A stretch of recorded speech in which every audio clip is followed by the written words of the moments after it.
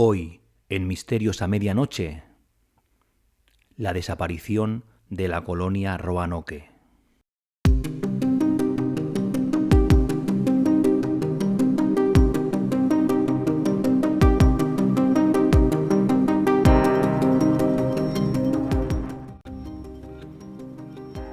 El crepúsculo se extendía sobre la isla de Roanoke, tiñendo el cielo de tonos anaranjados y violetas.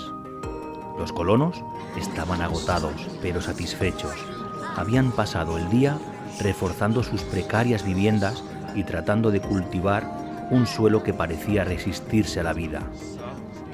Margaret, una de las madres de la colonia, preparaba una escasa cena mientras vigilaba a sus hijos jugar cerca del bosque. Cada crujido entre los árboles la hacía mirar con desconfianza. Había algo en esos bosques que no podía explicar, una sensación de que no estaban solos.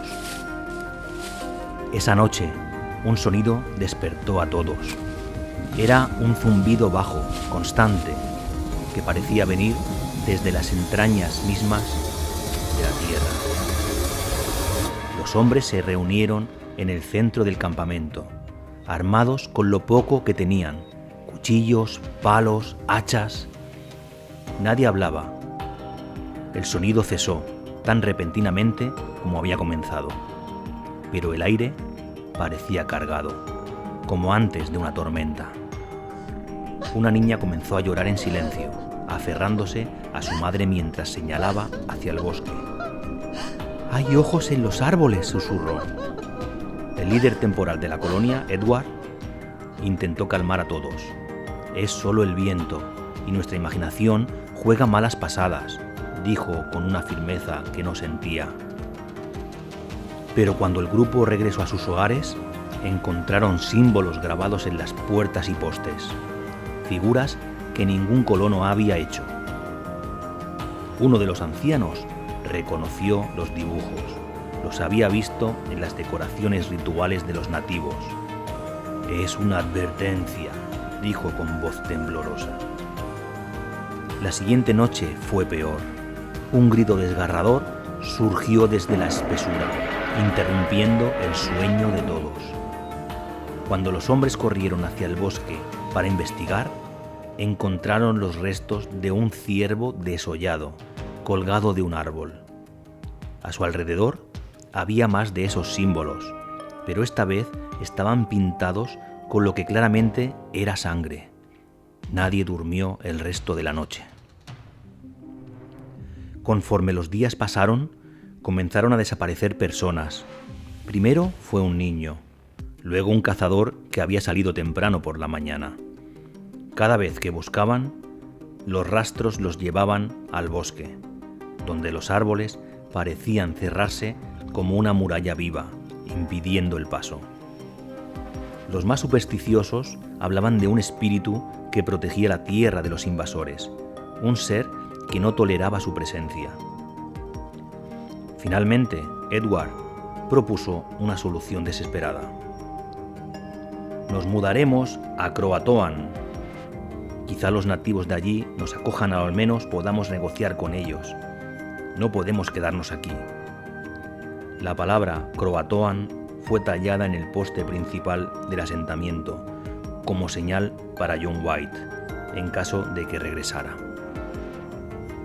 Sin embargo, esa noche, mientras se preparaban para partir al amanecer, el zumbido volvió. Esta vez era más fuerte, más cercano. Una densa niebla comenzó a invadir el campamento. Margaret, abrazando a sus hijos, vio sombras moverse entre las chozas. Los hombres intentaron luchar, pero era como si las sombras mismas los envolvieran, ahogándolos en el silencio. Cuando la niebla se disipó, con los primeros rayos del sol, no quedaba nadie. Las casas estaban desmanteladas, los cultivos destruidos y los caminos borrados como si nunca hubieran existido. Lo único que quedó fue esa palabra en el poste: Croatoan. Semanas después, Cuando John White regresó, no encontró rastro de sus colonos, solo el inquietante silencio de un asentamiento fantasma y la eterna pregunta: ¿qué ocurrió aquella noche? En los siglos que siguieron, la desaparición de Roanoke se convirtió en un misterio sin resolver, un eco de terror que las sombras del bosque aún parecen susurrar a quienes se atreven a escucharlas.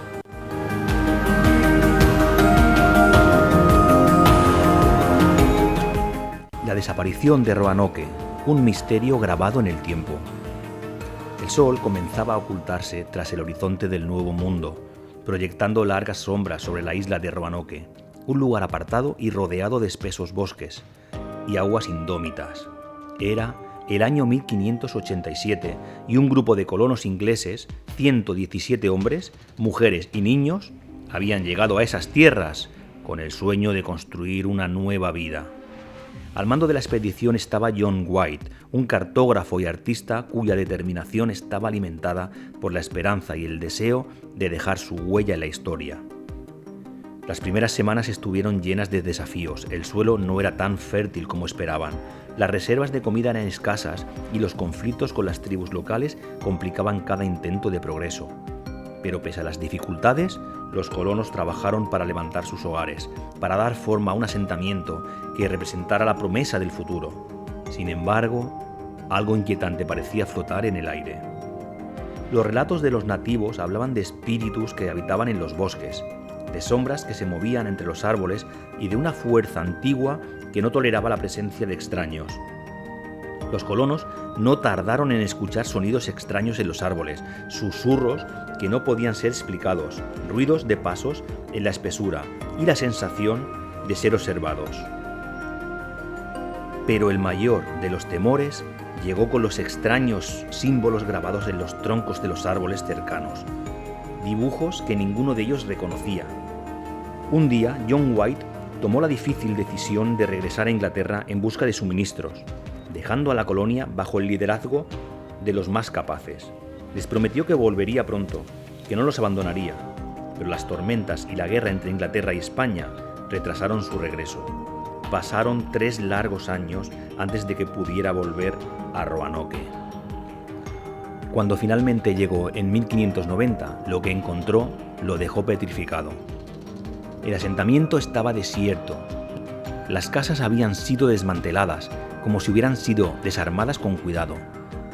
No habían signos de lucha, ni cuerpos, ni siquiera una pista que indicara a dónde habían ido.